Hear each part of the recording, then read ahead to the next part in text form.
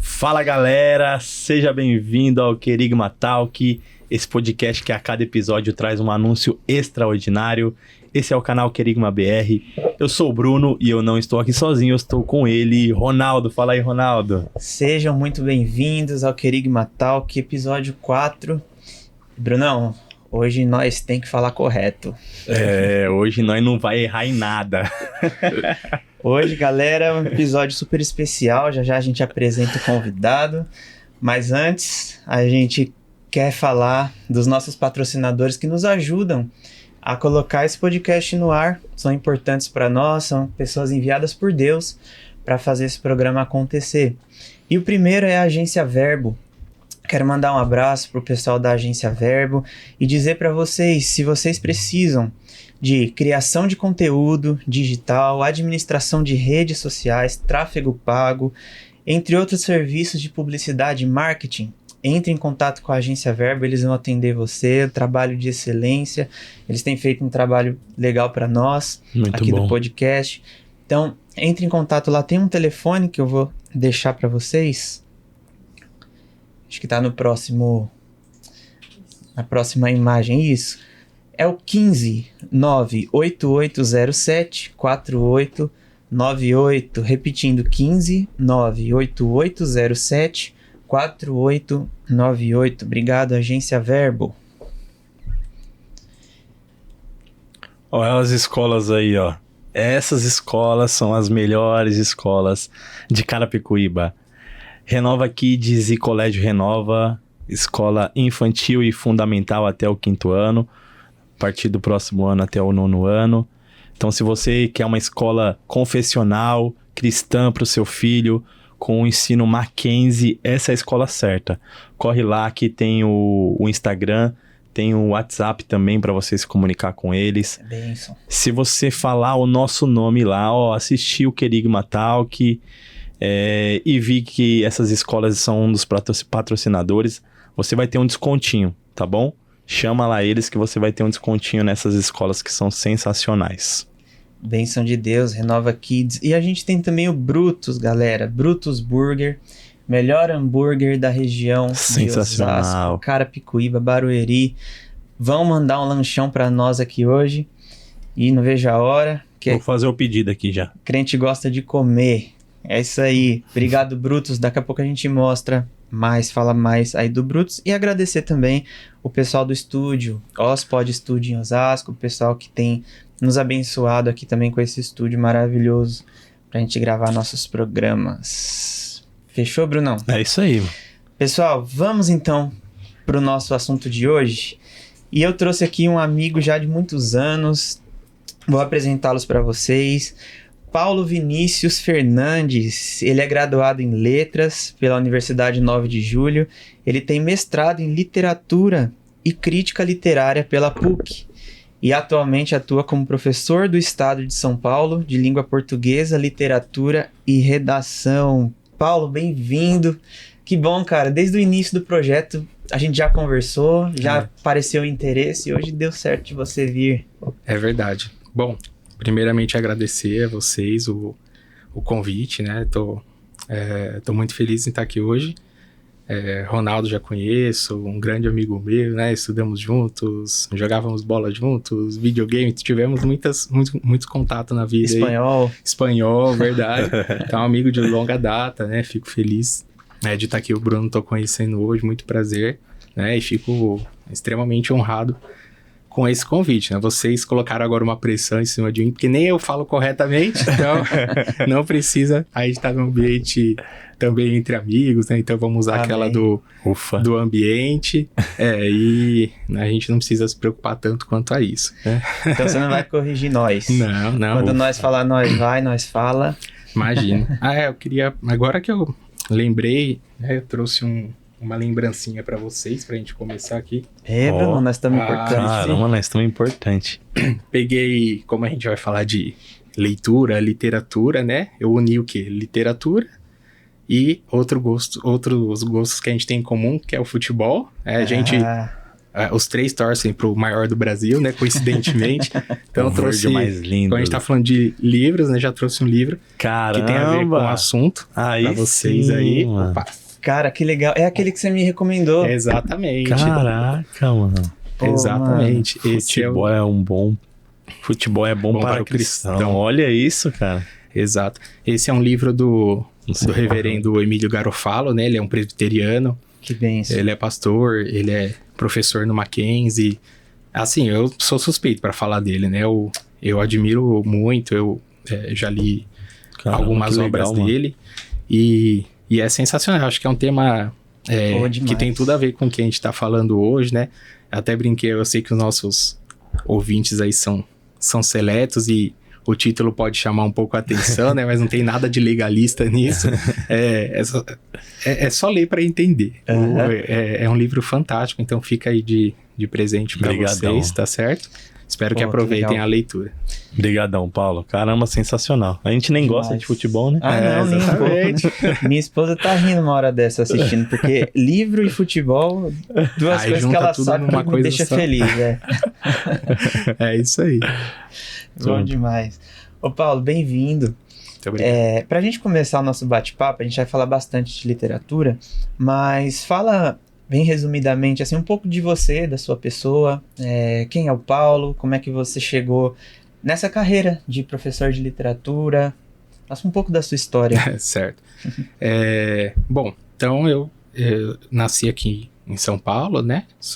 Tenho 30 anos, nasci em 94 e desde pequeno eu tenho uma paixão assim por palavras, por livros assim desde pequeno, né? Então, coincidentemente, eu aprendi a ler, né? Vamos dizer assim, desde o começo. Eu aprendi a ler muito cedo.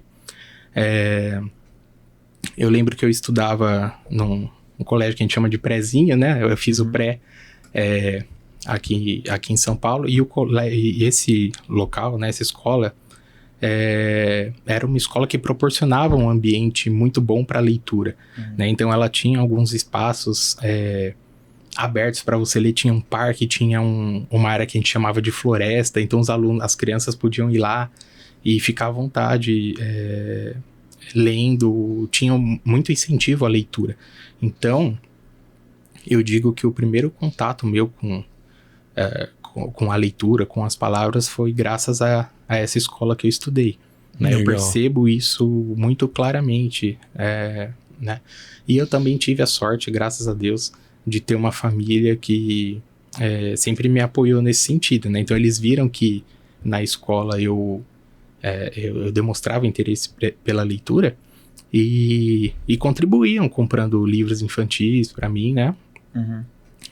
Eu me lembro que as professoras dessa escola, quando viram que eu tinha um interesse em livros, elas me presenteavam com livros. Então acho que toda essa estrutura contribuiu para que eu me apaixonasse pela literatura, né? E aí depois eu nunca me esqueço que a minha avó comprou para mim um kit de fitas da Disney, de contos de fadas, né? Uhum. Então era fita tape mesmo, né? Uhum. Então tinha um radinho lá e eu colocava na fita tape e ouvia todos aqueles contos de fadas, né? E aí depois comecei a ler os contos de fadas.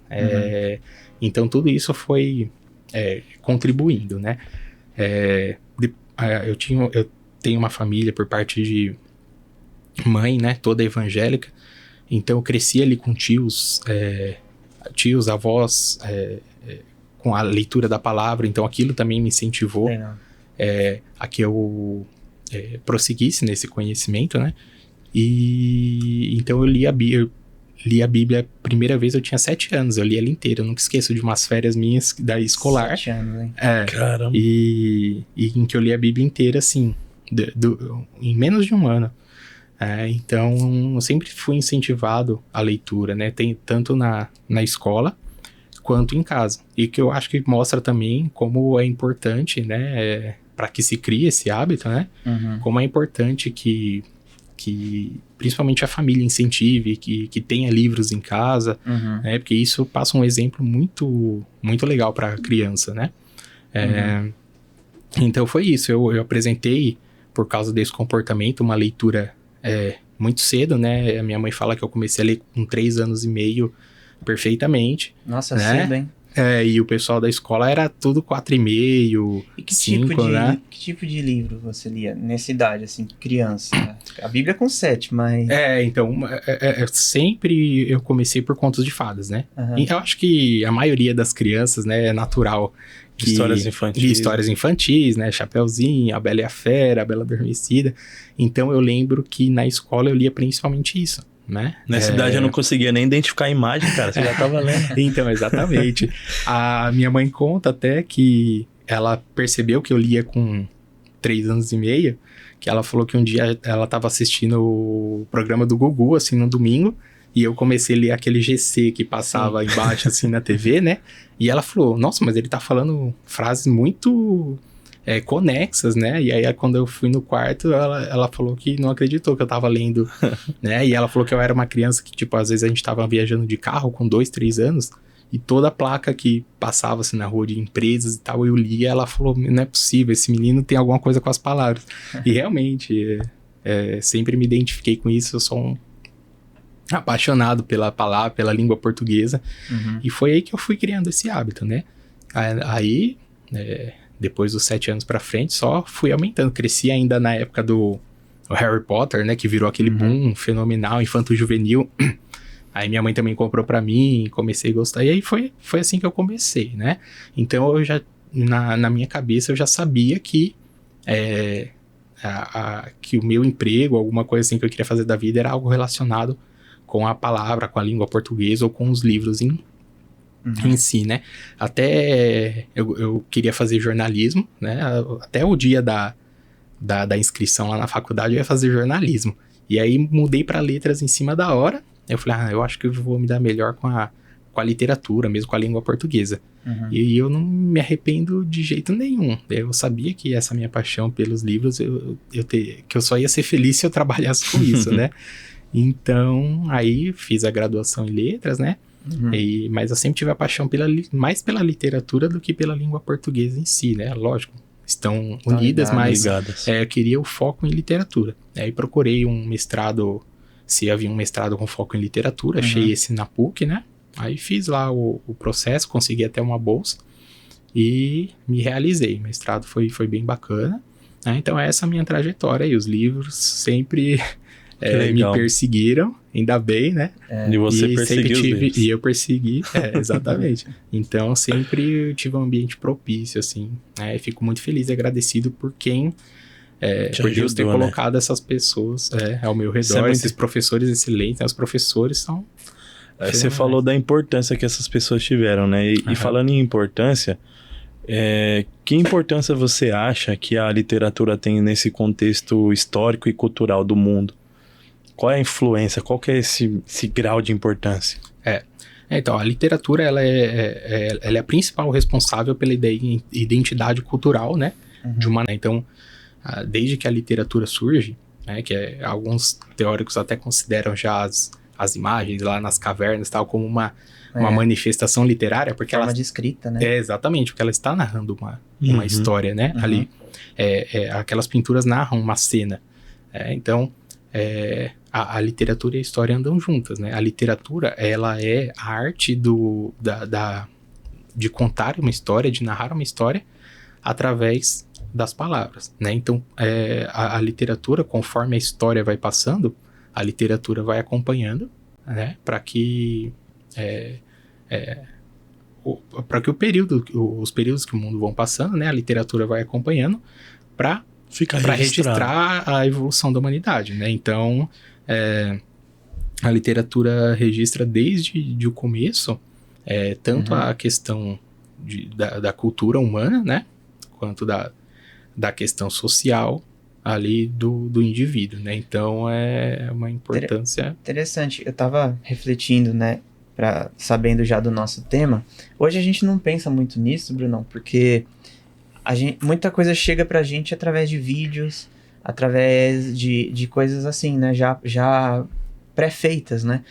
Mas pra gente ter o que a gente tem, só foi tirado de livros, né? Isso. Não tem como.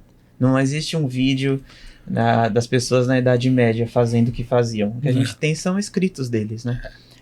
Da criação do mundo, falando já direto da Bíblia, da pré-história, só as imagens.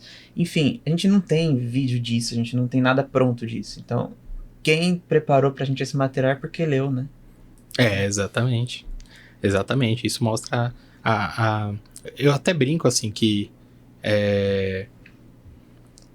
em relação à literatura, muita gente pergunta o que é a literatura, né?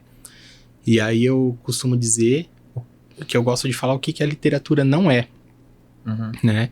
Porque muita gente, vocês já devem ter ouvido falar, né?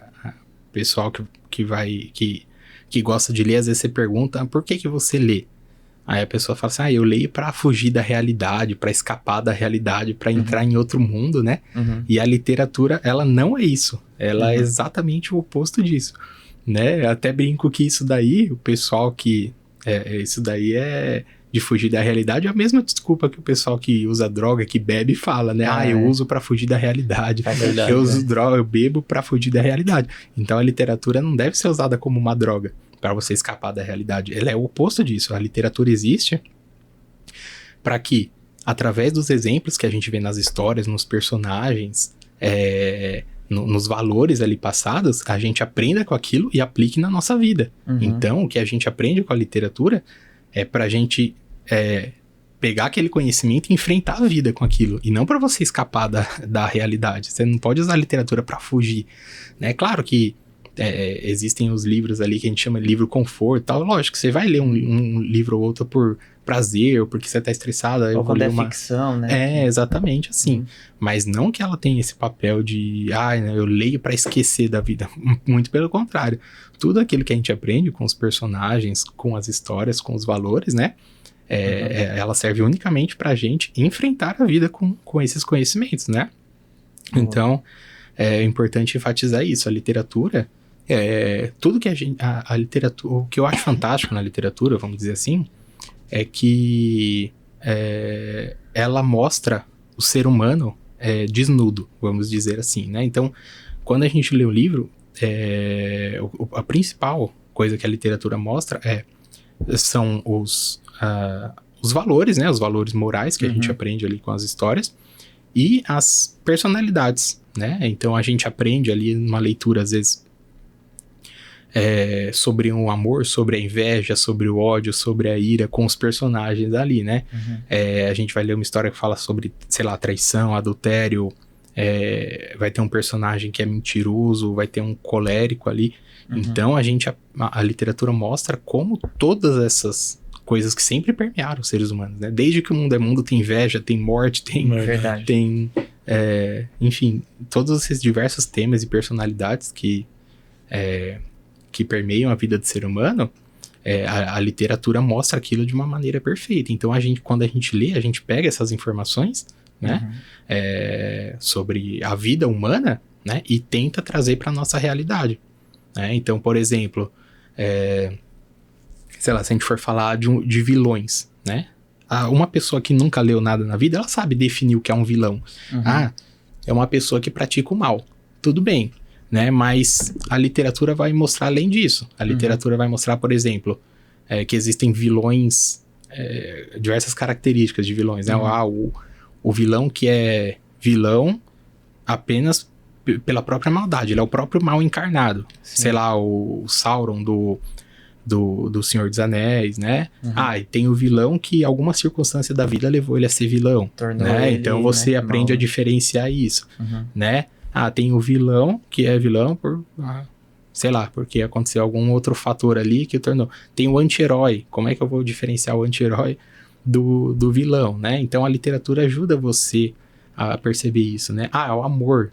O que é o amor? Eu sei definir o que é o amor, mas a literatura vai mostrar diversos tipos de amor, né? O amor carnal entre um casal ali, talvez o Romeu e Julieta do Shakespeare. Então a gente aprende ali sobre o amor entre o o namorado e a namorada, né? Uhum. São tantas situações, né, que a literatura traz pra gente. Exato. Que você só consegue ter essas percepções da vida lendo mais, Lendo, né? exatamente. E se a gente for falar de um amor de mãe, sei lá, a mãe do Harry, né, a Lillian Potter, do Harry Potter, ali fala sobre o amor de mãe. Eu quero ler sobre o amor de amigos. Então você vai encontrar na literatura. Então, quem lê bastante sempre vai se passar por aquela situação na vida, né? Ela vai lembrar dos livros que ela leu e vai saber como agir, porque ela já teve contato com diversos fatores ali, com diversos tipos de exemplos, e inconscientemente, às vezes, né, a gente toma uma atitude na nossa vida lembrando de algo que a gente viu nos livros, né, e que ficou guardado ali no nosso inconsciente. Então, por isso que é tão importante que a gente leia, né, para entender melhor o ser humano e a sociedade em si, né? A literatura transforma a sociedade mesmo. Você deu o exemplo do Harry Potter. Você acha que um cara que é fã do Harry Potter e só leu os livros do Harry Potter por causa dos filmes, assim, eu vou ler os livros porque eu gostei do filme, ele consegue ter essas percepções que você disse, o amor da mãe, a maldade e tal, ou é só quem tem mesmo um costume de leitura que tem mais essa percepção? Então, é só quem tem o costume de leitura, né? Até porque no filme a gente percebe que perde muitas coisas, né? Mas só a literatura, ela vai fazer você perceber essas coisas, inclusive até a personalidade do próprio escritor, né? Então só a literatura te fornece isso. Por exemplo, a gente pode falar do Machado de Assis. É até clichê, né? Falar de Machado, mas realmente ele é o principal nome da nossa literatura, né? Então, dentro disso ainda que você falou, né? A literatura, ela te permite conhecer tantas coisas de diferentes áreas, enfim, até vocabulário você amplia por causa da literatura, né? E se a gente for pegar, por exemplo, o Machado de Assis, né? Ele começa o livro Memórias Póstumas de Brás Cubas, né? Ele já começa com aquela frase famosa, né? Ao verme que primeiro roeu as frias carnes do meu cadáver, dedico como saudosa lembrança essas memórias póstumas. Então ele já começa o livro ali com uma ironia, né? Um sarcasmo, melhor dizendo, muito grande, né? E aí, depois a primeira frase do livro, ele fala algo mais ou menos assim, pensei muito em como começar essa história e tal, se pelo começo ou pelo fim, né? Assim como fez Moisés. Então aí ele já vem com uma citação bíblica ali, né? Então ele usa ali uma figura de linguagem, sarcasmo, depois ele já usa uma citação, uma referência bíblica, né? Aí mais pra frente ele usa de outra ironia, que ele fala que ele vê os amigos dele ali indo velar ele, aí ele fala, nossa, tem um amigo meu que tá chorando bastante ali, aqueles 15 mil réis que eu deixei pra ele de testamento, eu acho que valeu a pena. Então olha a sacada, né? Aí depois o Quincas Borba é um livro todo filosófico, né? Então percebe a bagagem cultural que o Machado tinha ali, justamente por ser um grande leitor, né? Ele entendia de medicina, entendia de filosofia, ele entendia de figuras de linguagem, entendia de Bíblia, né? Então olha o que a leitura traz, né? De bagagem, de conhecimento. Verdade. Se você não lê, você não percebe essas... olha a importância que tem, né, olha a importância, exatamente. É que às vezes a gente... Foi engraçado que você falou assim, né? Falar de Machado de Assis é clichê. Mas por incrível que pareça, eu fui conhecer alguma coisa do Machado ano passado. Então, tipo, eu com 28 anos foi quando eu li o primeiro livro dele e eu já quis ler 2 em seguida porque eu queria conhecer mais dele. Então, eu acho que quem até nos assiste talvez se identifique comigo. Tipo, eu já tenho certa idade e não li os principais, né? Não li os clássicos do Brasil. Porque é muito comum, a gente conhece, né, o brasileiro, a criança que cresce, né? Às vezes por ser pobre ou não, mas o brasileiro tem pouco costume de ler. Pessoas igual você, que desde criança tem o gosto, tem o contato, não é tão comum, é um pouco raro, né? E eu queria te perguntar, qual é a taxa de leitura do brasileiro hoje? Você tem algum dado, assim? Porque, cara, eu imagino que a minoria é quem lê, assim, quem é incentivado a ler desde criança. Então, você tem alguma ideia de Pois é. dados sobre isso? Tenho sim, então eu trouxe até uma pesquisa aqui, né, que eu queria expor com vocês, que é o seguinte: de acordo com o último dado, né, de pesquisa de leitura no Brasil, que é o Itaú que faz, né, o primeiro índice que eles deram é 52% da população adulta no Brasil é considerada leitora. Aí você fala, nossa, então mais da metade. Opa, já tá mais Tá da bom, metade. né? Tamo É voando. animador. Pro brasileiro isso aí é 10. Mas não é bem assim, olha só. Tirei 10, né? Tirei 10 em literatura.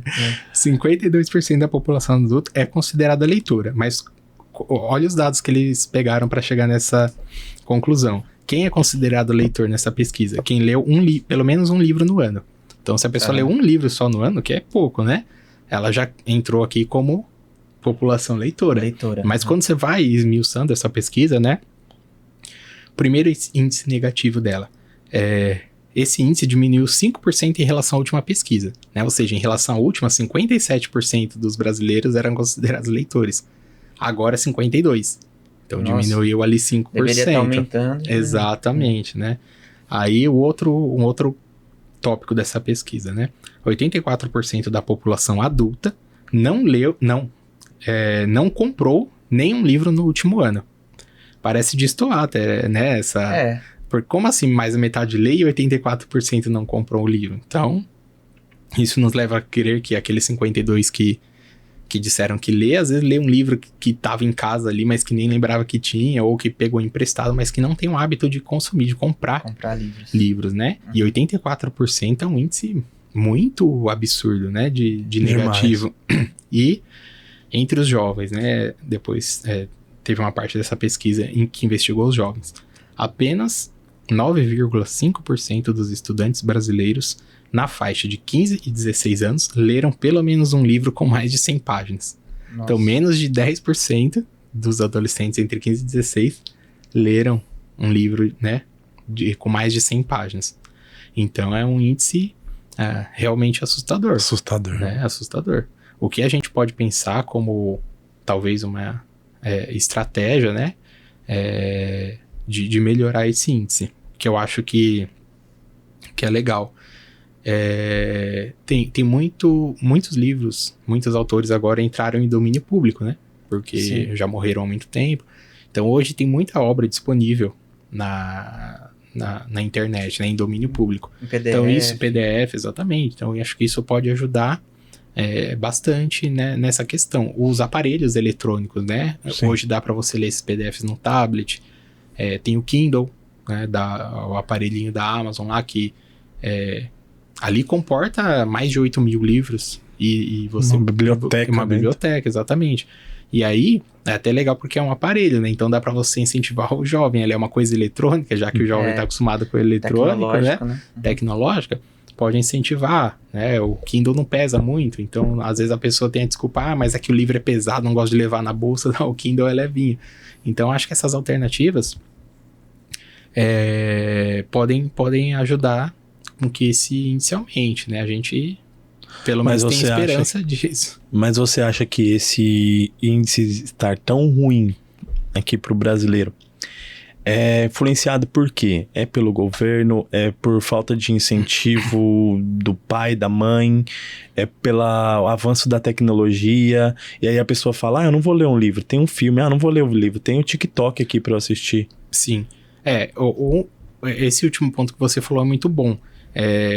Eu até anotei aqui que em 2007, ler era a quarta atividade mais apreciada no tempo livre, quando perguntavam para as pessoas, né? Considerada por 35% dos entrevistados como uma forma de lazer. Depois fizeram essa pesquisa 4 anos mais tarde, 2011, época que os celulares já começaram, né? Ali, né? Smartphone. E olha que interessante, né? Então fizeram essa pesquisa de novo 4 anos depois, e o hábito de leitura, né, passou a ocupar o 7º lugar. Do quarto ele caiu para o 7º, né?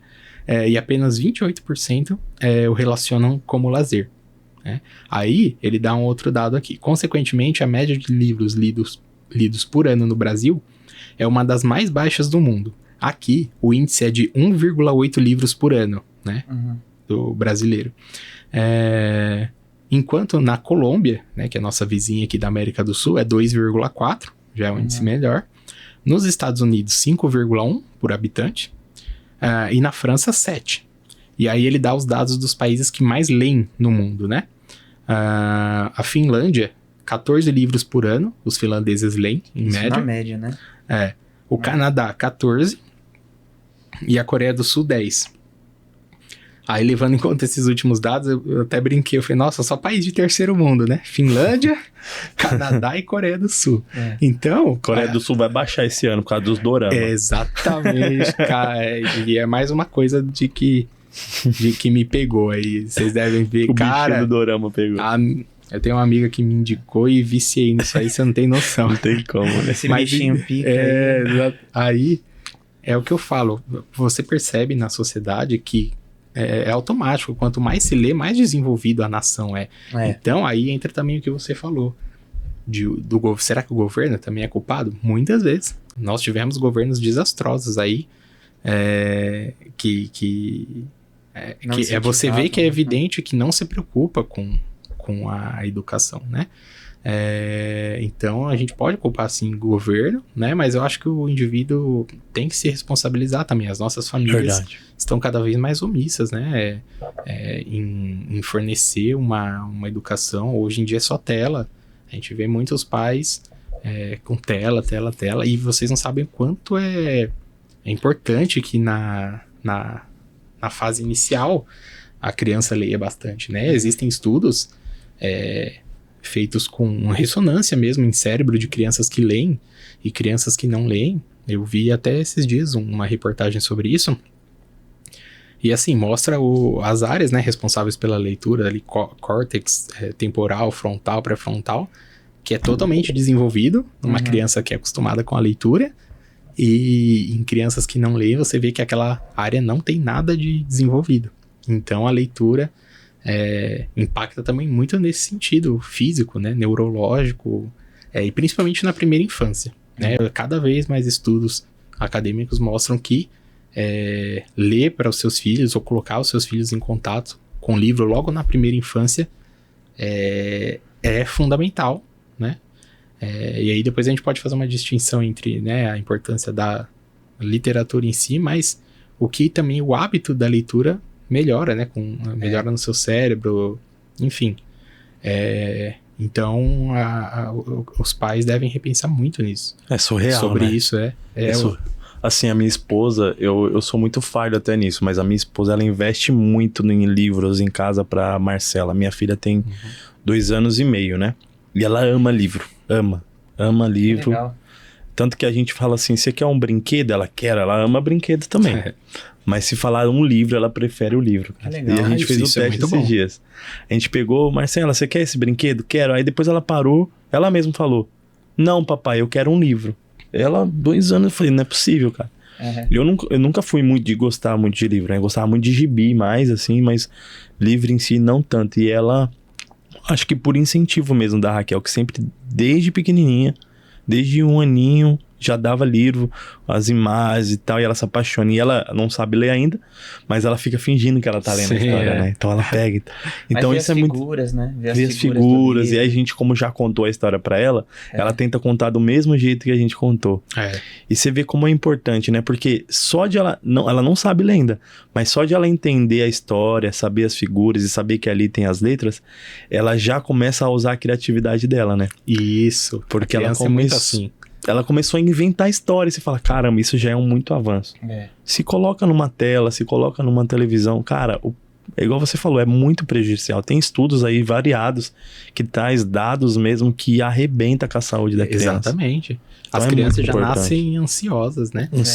Um bom exemplo que eu tenho em casa, né, disso, recentemente, é a minha prima Letícia, né? Inclusive, se ela estiver assistindo aí, um abraço, Letícia. Manda pra Letícia.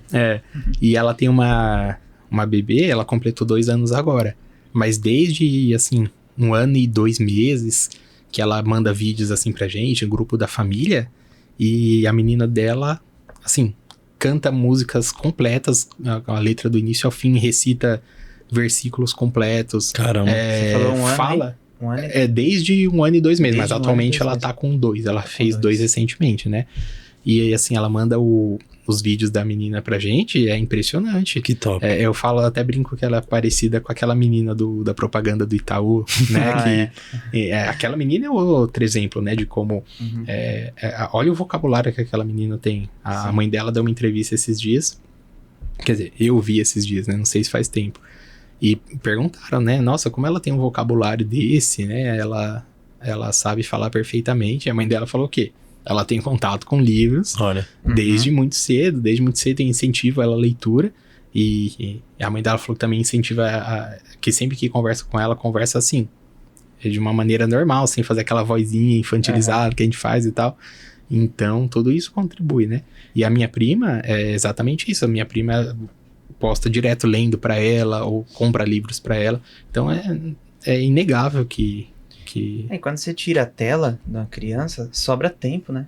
Pra outras coisas. Porque a tela toma atenção total, né? Então, se você tem um tempo, ao invés de ficar na tela, dar um livro ou incentivar um livro, ou incentivar qualquer coisa assim nesse sentido, desenvolve a mente da criança. Principalmente a criatividade e a imaginação, né? Nessa primeira infância, a literatura é fundamental para isso. A criança precisa desenvolver, né, a imaginação. São duas coisas que a gente vai levar para a vida toda. E que ela deve ser formada na primeira infância. E que se ela é mal formada ali, você vai ter essa deficiência pro resto da vida. Entendeu? Então, se eu pudesse indicar, né, da mesma forma que eu fiz, sempre com contos de fadas, né? Se eu puder indicar para vocês que têm filhos pequenos, né, para os nossos ouvintes aí, comprar livros mesmo de contos de fadas ou história bíblica, né, para infantil, para criança. Vocês vão ver a mudança acontecer. É surreal, só tem benefício, né? A literatura é uma das coisas que não tem nenhum efeito colateral, né? Vocês só vão ver seus filhos evoluindo. Coisas positivas, né? Sensacional. Ô Paulo, aproveitando então que você sugeriu aí algumas coisas, para quem não conhece muito da literatura, quem são os nomes principais, assim, primeiros brasileiros, que são clássicos da literatura, que são os melhores? Ou você pode até dizer, ó, esse aqui é mais fácil a leitura, esse aqui é mais difícil, porém é muito bom. O que você pode indicar pra gente, assim? O primeiro eu sei qual que é. Exatamente. Se quiser, deixa aqui no pai, Abel Ferreira.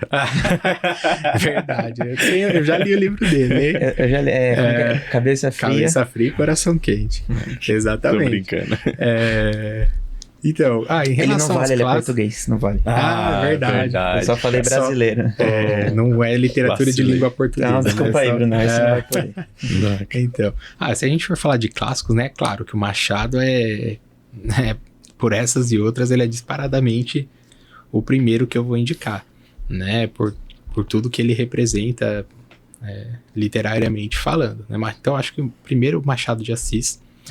Um segundo brasileiro que eu gosto de indicar, que também eu acho que é o segundo para muita gente aí da área, seria Guimarães Rosa. Né? Guimarães Rosa tem assim, um vocabulário fantástico e retrata bem a história do país mesmo, do sertão. Né? Então acho que eu indicaria ali em segundo lugar o Guimarães Rosa. Né? Em terceiro lugar, vou mudar ali pro teatro. Né, que é o Nelson Rodrigues. Eu gosto muito dele. E o Nelson Rodrigues, ele mostra o que é ser brasileiro na essência, aquele brasileiro raiz, né? Então, e ali mais ele é ali mais do teatro, do cômico. E eu acho assim que as obras dele são fantásticas, né? Que ninguém descreve melhor o brasileiro do que... Ele escreve Isso. peças, né? Isso.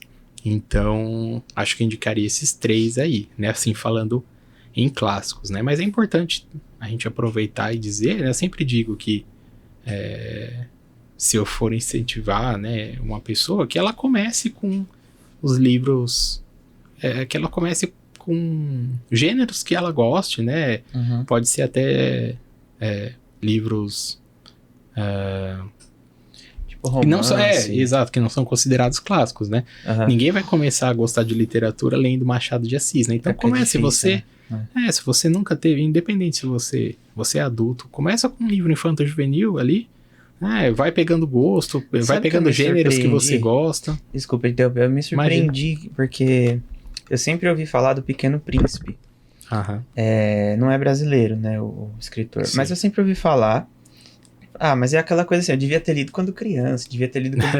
Cara, eu peguei pra ler ano passado. Fantástico. Me surpreendeu, cara.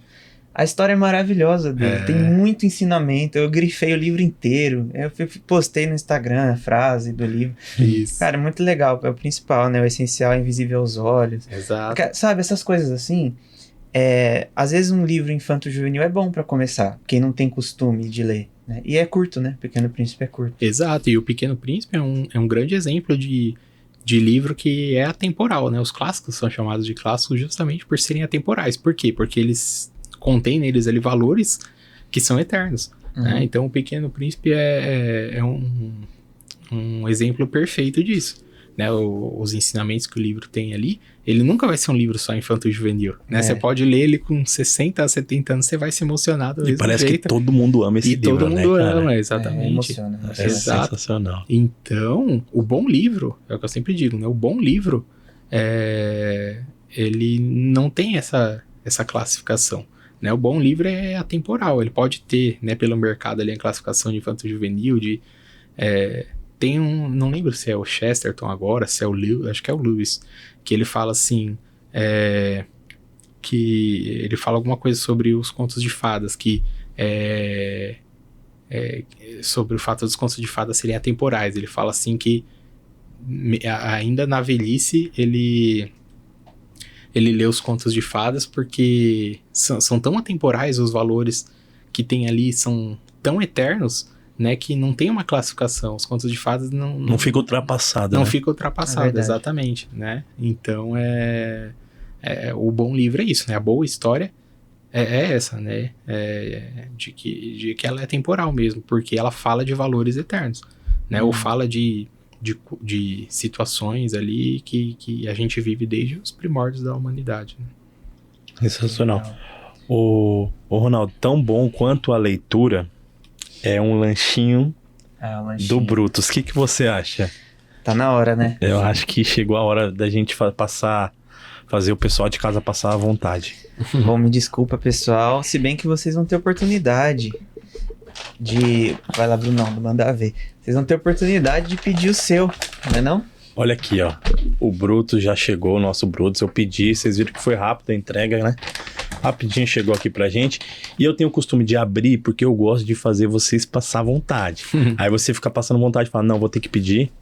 E aí quem pede com o nosso cupom tem um desconto de quanto, Ronaldo? É 20, né? Galera, 20%, Que não é isso? 10, não é 15, 20% com o cupom QUERIGMA20.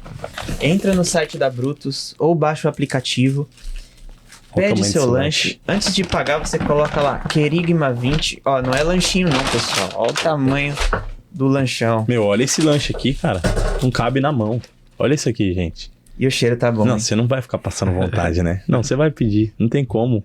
É irresistível, igual a literatura. Acesse o QR Code, peça seu lanche enquanto você assiste, que Já dá tô tempo. com água na ainda. boca, meu, pra comer esse lanche aí. Daqui a pouco. É bom demais o Brutus. Valeu, Brutus, pela parceria. Valeu, Brutus. Pra gente voltar aqui pra literatura agora, se concentrar vai ser difícil, hein? Com esse cheiro. O Paulo, Deus ele escolheu se revelar através de um livro, né? E pro cristão, aquele que não tem o costume de ler, isso é um pecado? É um pecado? Por qual que é a importância da leitura, né, pro cristão? O que você acha sobre isso? Eu sempre brinco e uso esse argumento, né? Quando eu quero falar que a literatura é superior, falar Deus que é o ser supremo, nosso Pai se revelou através da literatura. Então, né? Eu sempre brinco com Já isso. mostra quanto é importante. Mas eu acho que é exatamente o cristão. A gente tá cansado de debater nos últimos anos sobre a importância da leitura bíblica, né? O cristão que não lê a Bíblia, ele não sei nem se pode ser considerado um cristão, né? Então, é extremamente importante, né? Que o cristão leia a palavra e até bom tocar nesse assunto, né? Porque uma vez, eu lembro até que minha mãe tava vendo um post lá no Facebook, e aí, não sei se era um pastor, um conhecido lá, e postou alguma frase assim, e ela me mostrou, mas tinha assim, de 10 palavras, 9 erradas, né? Nossa. De erro de português. Aí ela me mostrou, ela falou, nossa, olha, como é que pode o pastor, né, escrever errado? Eu falei, eu jamais iria na igreja de um pastor ou padre que de cada 10 palavras, 9 escreve errado. Não é preconceito, mas a questão mostra o quê? Que não é possível que ele lê a Bíblia, porque o hábito, né, da leitura o hábito da leitura faz a gente melhorar o vocabulário, a escrita.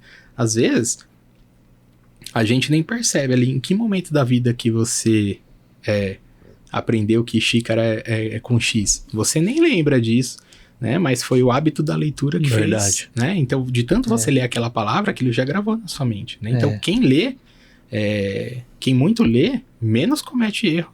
Faz né, o nosso ouvinte aí, se tem um ouvinte alguém que escreve mal, faz o teste, escreve um texto qualquer, que pede para alguém te ditar um texto, lê depois por um mês ali, pega esse hábito da leitura, lê alguns livros no meio, depois reescreve aquele texto. Você vai corrigir todos os erros, com certeza. Então, o hábito da leitura ajuda a gente nisso, né, na questão do vocabulário, né? E obviamente que é importante, eu sempre falo que a importância, acho que, da literatura para o cristão é principalmente a gente saber lidar com a sociedade, né? Então, eu vou dar um exemplo prático aqui. Por exemplo, na área de aconselhamento bíblico, né? É uma área que eu acho linda. As igrejas que têm essa área de aconselhamento, é muito importante, né? Cada vez mais a gente vem apresentando problemas emocionais, ansiedade. Então, a gente tem que ter essas pessoas preparadas na igreja, né? E uma pessoa na área do conhecimento, do aconselhamento bíblico, que não leia ou que não tem esse hábito, não vai conseguir desenvolver aquilo. Vamos supor que chegue alguém que tenha, sei lá, um problema com pornografia.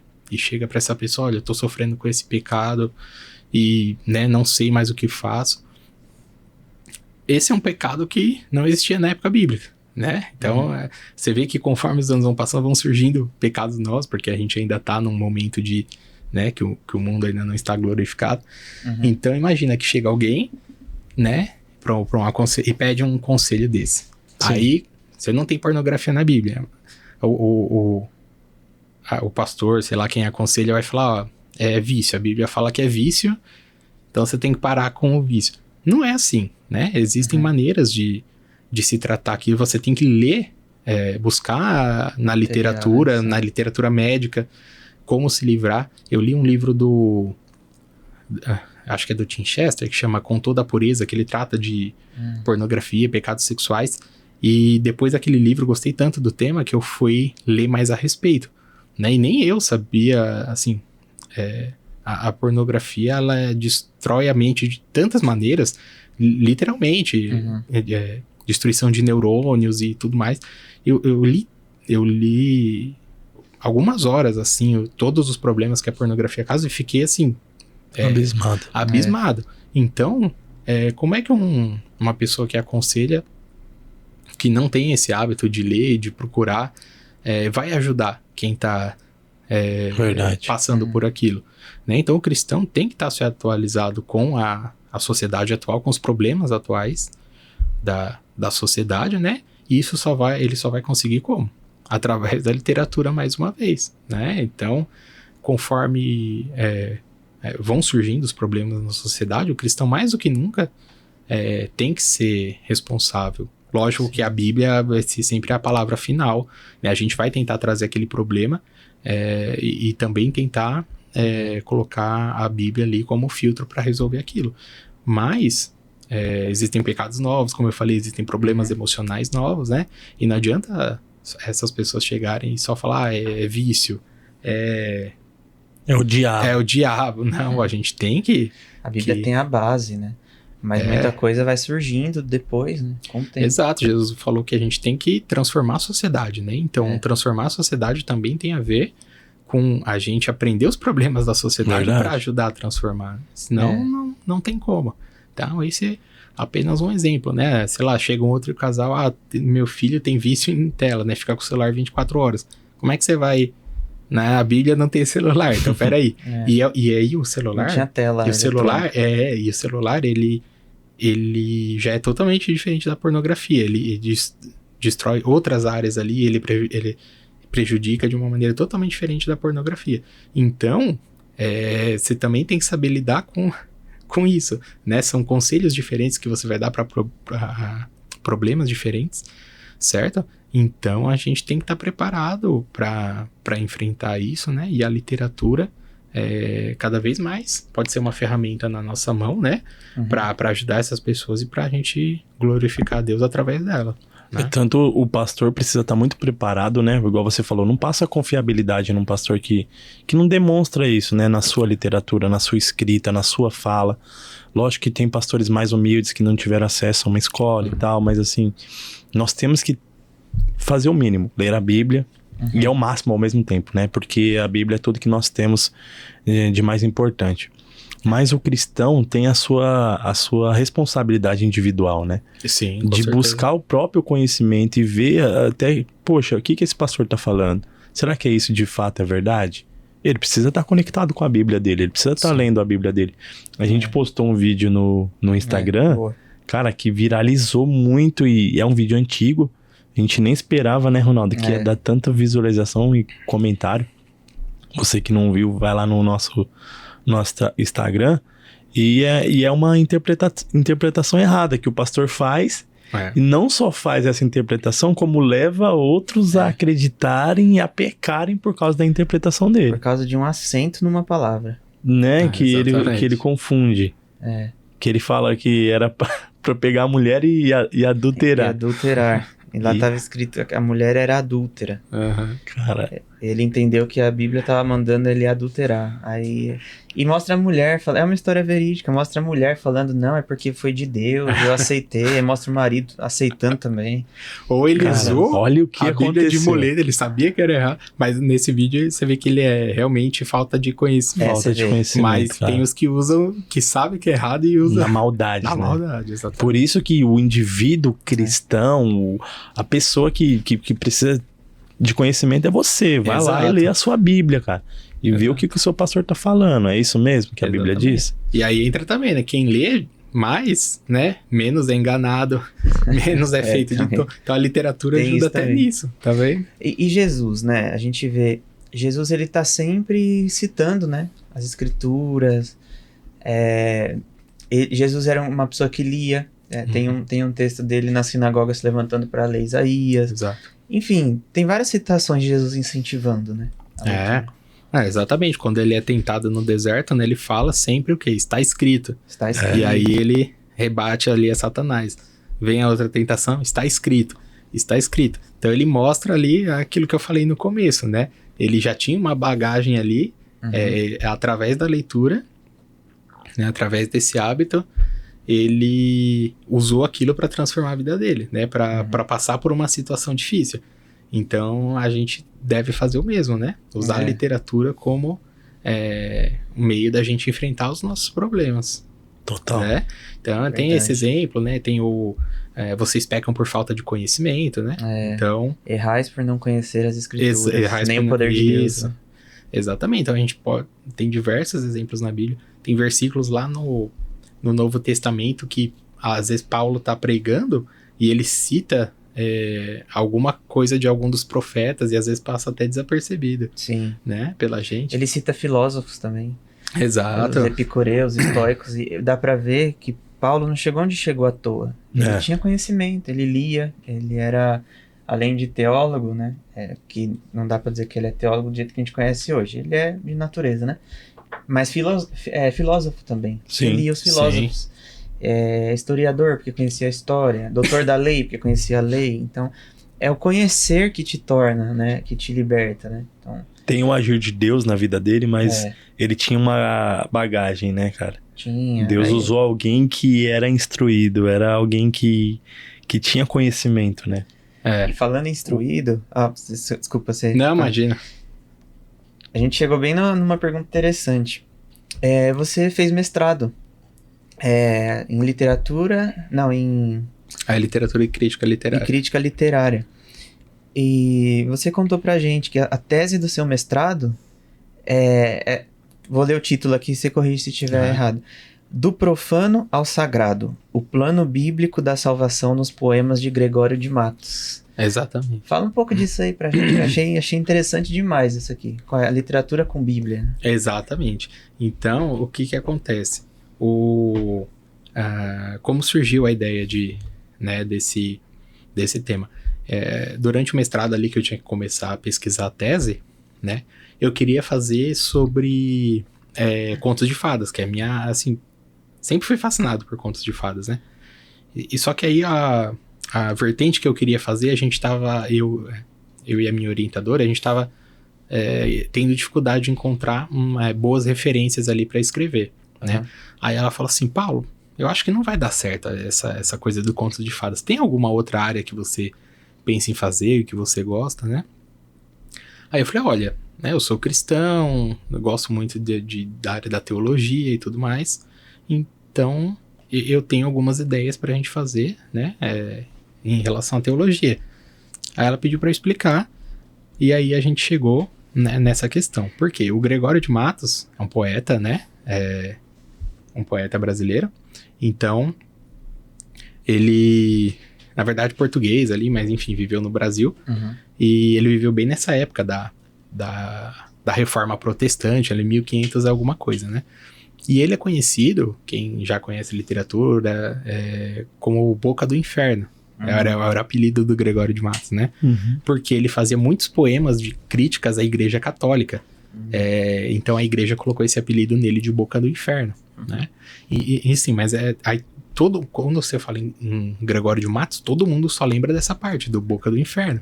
Mas não é que ele era um anticristão que só criticava a Igreja Católica, mas ele era cristão, protestante. Né? Eu acho que, né, ele viveu então bem essa época, então talvez justamente a Reforma Protestante ali no mundo, e o movimento barroco, né, que era um movimento de antítese e tal, tava causando essa confusão aí no mundo, então talvez ele se aproveitou disso, mas ele era um homem temente a Deus, ele só criticava a instituição, a Igreja Católica. Só que ninguém lembra dos poemas religiosos do Gregório, todo mundo só quer a parte que ele xinga todo mundo, que ele fala a palavra, que ele tem uns poemas bem pesados, assim, contra a igreja, enfim. E aí, eu lembrei dos poemas religiosos dele, e aí eu tentei fazer um paralelo, né? Então, o que é esse plano bíblico da salvação? A Bíblia, se a gente for reparar, quando ela fala da salvação, a gente passa por algumas etapas para ser salvo, né? Que é o que a Bíblia fala. Primeiro tem o quê? O arrependimento. Então o primeiro passo para a gente ser salvo é quando a gente se reconhece como pecador, né? Todo salvo na Bíblia, primeiro ele se arrepende, né? E aí a Bíblia tem algumas etapas, né? Que o pessoal da teologia sistemática, né, chama de etapas da salvação mesmo. Que é o arrependimento, depois vem a justificação, né, a adoção, a eleição, o período que a gente vai sendo a santificação, e por último a glorificação. Né? Então o que eu fiz? Eu peguei alguns dos poemas religiosos do Gregório e vi que tinha essas etapas bem claro ali, né? Então tem poemas dele que ele fala, pequei, Senhor, mas não porque pecar. Então ele mostra ali alguns poemas muito arrependimento por pecado. Depois ele tem poemas em que ele que mostra que ele tá vivendo, tentando mudar de vida. É um outro poema que ele já mostra ele no processo de santificação. E aí eu terminei com um poema que ele escreveu na beira do leito de morte ali, né? Então ele fala que entrega a alma a Deus, que se arrepende de tudo que ele fez e que ele espera ser salvo ali. Então eu mostrei nesses poemas dele, né, que toda essa etapa da salvação que a gente vê na Bíblia, né? Toda essa etapa aí é possível ver também nos poemas do Gregório de Matos, né? Legal. E eu fiquei muito feliz porque eu mostrei uma perspectiva do Gregório que poucos conheciam, né? Todo mundo só lembra do Boca do Inferno ali, mas... Muito interessante, eu usei isso para mostrar a trajetória do cristão ali, né? Usando um homem que é pouco conhecido nesse sentido, né? Então eu achei muito legal mostrar essa perspectiva aí do Gregório diferente do... Legal. Muito legal, mano. Muito sensacional. Diferente do usual. Vou até atrás de ler mais sobre. Isso tá publicado? Tá publicado. Ah, que legal. Se jogar o título aí no Google, vocês acham facilmente. Por isso que eu coloquei ali no começo do profano ao sagrado, né? Porque mostra a jornada de todos nós, né? Todos nós estamos mortos em pecado, estamos no profano ali, e a gente percorre um caminho até o sagrado, né? Até conseguir ser salvo, conseguir, entre aspas, né? Porque não é do nosso esforço. Mas todo mundo percorre esse caminho, né? Das trevas à luz, da lama do pecado até a graça salvadora, né? Legal essa relação, né? Demais, demais. A gente tá ficando já sem tempo, Ronaldo. Você acredita nisso? Passa muito rápido. Meu né? Deus, mas eu tenho que fazer uma pergunta aqui que é primordial. A gente não pode falhar porque bate no meu peito essa aqui. Para as pessoas que têm dificuldade com leitura, o que você indicaria de ajuda, de auxílio? Eu não consigo me focar na leitura, eu me distraio facilmente. Ou a pessoa tem TDAH, que, cara, muita gente está se descobrindo aí TDAH e tem muita dificuldade de se concentrar para ler. Você tem alguma dica para ajudar a galera? Claro. Uma coisa que funciona muito, né? Que inclusive é o que eu faço. Eu sempre fiz isso, eu gosto de ler desse jeito, e depois eu descobri que as pessoas que têm dificuldade, principalmente o pessoal que tem TDAH, também faz a mesma coisa. Primeiro de tudo, você tem que procurar um ambiente que propicie uma leitura que não vai te distrair, né? Que não vai ter barulho ali e tudo mais. Então é interessante que você tenha um canto ali que você consiga ler na sua casa, né? Tem gente que vai pra parque ler porque é mais tranquilo, né? Então pode ser algo nesse sentido. Segundo lugar, que eu acho que ajuda, principalmente o pessoal do TDAH, né? E que funciona comigo também, eu gosto de ler ouvindo música, né? Mas é importante que seja uma música instrumental que não tenha letra, né? Porque senão o nosso cérebro ele fica inconscientemente buscando entender as palavras, né? Então tem que ser uma leitura instrumental. Eu sou daqueles que se eu leio um livro de fantasia, eu coloco lá no Spotify, playlist fantasia. Se eu leio um livro de suspense, eu coloco playlist suspense. Aquilo que é até um ambiente legal pro... Eu teria um problema com isso. Sério? Porque como eu toco, eu fico prestando atenção nos arranjos. Então. Da música. Sabe que normalmente eu coloco um ruído som de branco. Chuva. Ruído branco, som de chuva. Legal. Você pode usar isso. Tem uns sons que chama o lo-fi. Lo-fi também tá bem conhecido. Aí são as músicas suaves, uma batidinha ali. Tem o leitor aí, né, nosso colega de casa pode pesquisar cozy songs, cozy em inglês, né? C-O-Z-Y, perdão. Que quer dizer aconchego, né, em inglês, aconchego, confortável. Então, cozy songs no YouTube, tal, são músicas que bem leves, tranquilas e tal. E isso funciona, né? Geralmente quem tem TDAH, você empresta aqui pra... Fica à vontade. Quem tem TDAH, ele... Às vezes ele se desconcentra com o restante das palavras, né? Então ele tá lendo a frase aqui, só que essas palavras que estão embaixo aqui atrapalham a visão dele, tiram a atenção.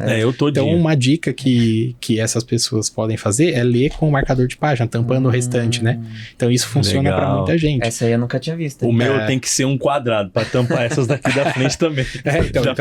Então eu acho que esse aqui é melhor, né? Então a pessoa pode ler assim, né? Aí ela termina a linha, aí vai fazendo assim pra segunda, e assim ela tampa o restante pra não atrapalhar. Vou executar isso hoje, hein?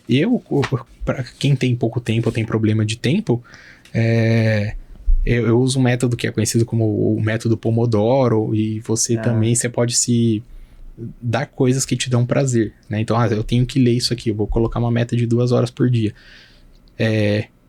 Li 45 minutos, vou parar por 5 minutos e fazer alguma coisa que...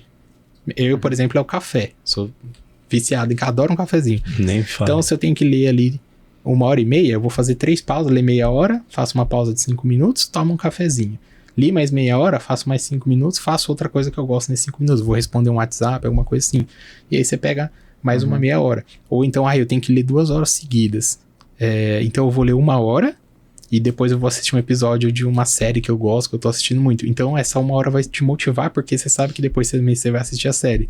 Aí você assiste a série e depois volta pra mais 1 hora. Então você fica se automotivando ali. Legal. Né? E isso cria um foco maior né, no leitor. Então acho que essas dicas aí são bacanas. Eu acho que a maioria das pessoas sabe que ler é um hábito bom. Aham. Só que às vezes elas não conseguem criar, né? Elas não conseguem desenvolver esse hábito. É. Ou já tentaram ler e às vezes começaram pelo livro errado, ficou chato, desistiu.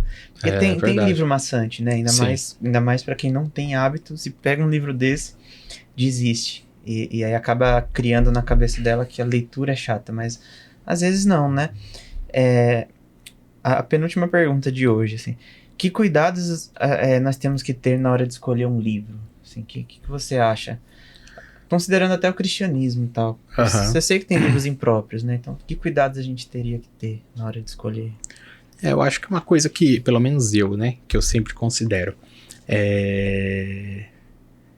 falando em termos técnicos, assim, primeiro, procurar uma editora que seja confiável, que tenha bons anos no mercado, porque automaticamente, se é um livro de um outro idioma, ela vai ter uma tradução boa, né? Então, muito cuidado que eu tenho é com a tradução, principalmente, né?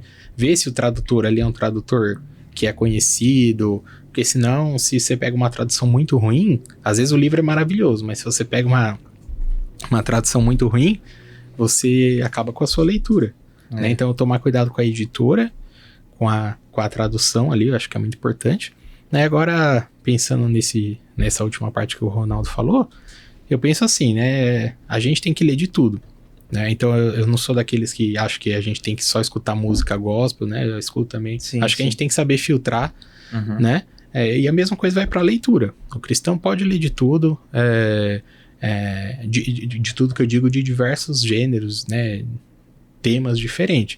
Você só vai tomar cuidado, lógico, se algo é escrito ali para um autor que é evidentemente, sei lá, maligno, satanista, ou alguma obra que você sabe que foi escrita para zombar da fé cristã, ou que tem uma... Para que você vai ler aquilo, né? Você só vai... Com tanta literatura boa... Exato. Então, com tanta literatura boa por aí, por que você vai se sujeitar, né, a correr um risco de algo que pode enfraquecer a sua fé, ou que pode te levar a cair em alguma coisa? Então, tem que tomar cuidado nesse sentido, né? Aquilo que Paulo fala, analisar tudo e retém o que é bom, né? Então, a gente tem que tomar cuidado, lógico, com o que a gente escolhe, né? Se algo é evidentemente mal ali, então a gente rejeita. Agora, o que não for, a gente só saber filtrar e, né? E aí tá tudo tranquilo. certo. Bom, vamos pra pergunta manchete. Bora. A gente tem um momento aqui que a gente faz uma pergunta manchete e você vai falar pra gente, você vai aparecer no jornal, cara. Ah, sim. Depois daqui, sua Certo. vida não vai ser mais a mesma, hein? E você vai resumir pra gente em uma frase, assim, como você resumiria a Bíblia?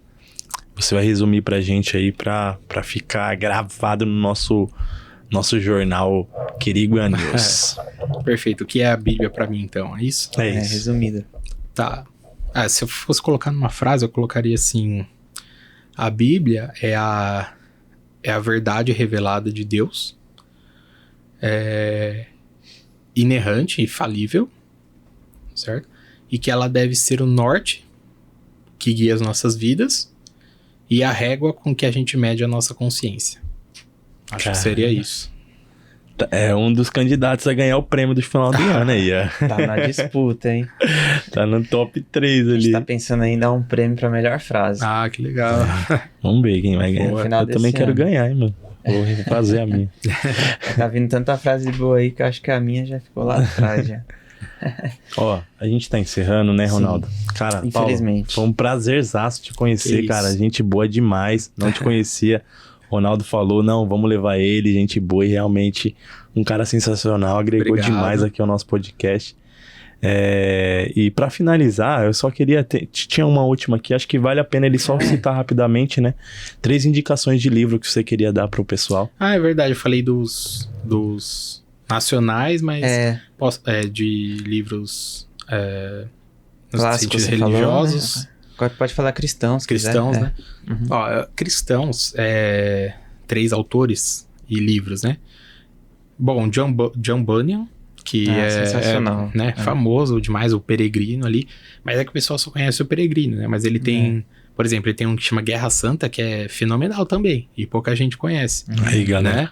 Então, em vez de indicar o Peregrino, todo mundo conhece, né? Vou indicar o Guerra Santa aí. Foi por uma alternativa, né? Legal. Segundo lugar, o Lewis, não tem jeito, C.S. Lewis, porque é só obra magna, né? As Crônicas de Nárnia. Mas é interessante depois que, além das Crônicas de Nárnia, ele tem uma vasta obra teológica aí, né? Lewis era um grande teólogo, então fica, enfim, todos os livros dele aí, né? Tem o Cristianismo Puro e Simples, Cartas de um Diabo ao Seu Aprendiz, A Grande Alegria, enfim, tem vários livros aí. Para finalizar, já que eu falei que o que eu mais gosto na literatura é justamente que ela vai no âmago do ser humano, né, e destrincha ali as personalidades, os sentimentos, toda essa loucura que é a vida humana, eu indicaria Padre Brown, do Chesterton. Chesterton, ele é católico, né, mas esse livro dele, o Padre Brown, ele é como se fosse um Sherlock, só que é o padre mesmo que faz as investigações aí e tudo mais, e ele sempre resolve os crimes, nunca baseado nas provas criminais ali, ele descobre quem é pela personalidade, pelo jeito que ele tá vendo ali da pessoa, pelas emoções da pessoa, então ele melhor do que ninguém vê ali essa questão dos sentimentos, dos valores, ele resolve os crimes através disso, né? Não através das evidências. Interessante. Então acho que seriam esses 3 aí. Você que gosta de coisa de investigação. Muito, né, gosto muito de Sherlock Holmes. Sherlock, Agatha Christie. Muito bom, cara. São eu fiquei interessado aí. por esse aí. Legal, Chesterton é muito bom também. Aham. Bom, então a gente finalizou. Dava até pra conversar mais, né? Sempre dá esse gostinho, Sempre né? sobra muita coisa pra conversar, né, Quando o cara? assunto tá bom, a gente quer continuar. Mas a gente quer te agradecer. Paulo, Bruno já agradeceu. Eu quero agradecer também. Valeu por atender nosso convite. Espero que esse podcast chegue a muitas pessoas, ajude muitas pessoas na leitura. A gente teve uma professora em comum, né? Professora Joana. Vamos fazer esse podcast chegar para ela. Verdade. Professora Joana de língua portuguesa. Nossa, deve amar sensacional. Paulo. Ela é fenomenal. Tá vendo, né? Onde nós chegamos aqui, professora? Eu fui pro outro lado, eu fui para exatas, então ela vai gostar mais do Paulo. Não, mas eu que quero agradecer a oportunidade aí, eu adorei. Peço até desculpa pro pessoal se eu gaguejei bastante, tava bem nervoso, é a primeira vez que eu faço algo assim. Eu sou uma pessoa bem tímida, então me perdoa aí se as gaguejadas, se eu falei palavras erradas aí, denunciando aí a minha própria profissão, mas me perdoe aí, mas é um grande prazer para mim estar aqui com vocês, né? Que Deus abençoe esse projeto, que avance cada vez mais e que alcance cada vez mais pessoas. Amém, mano. Obrigadão. Foi um prazerzão. Deus abençoe, pessoal. Fiquem com Deus. Obrigado, gente. Segue a gente aí nas redes. Deus abençoe. Amém.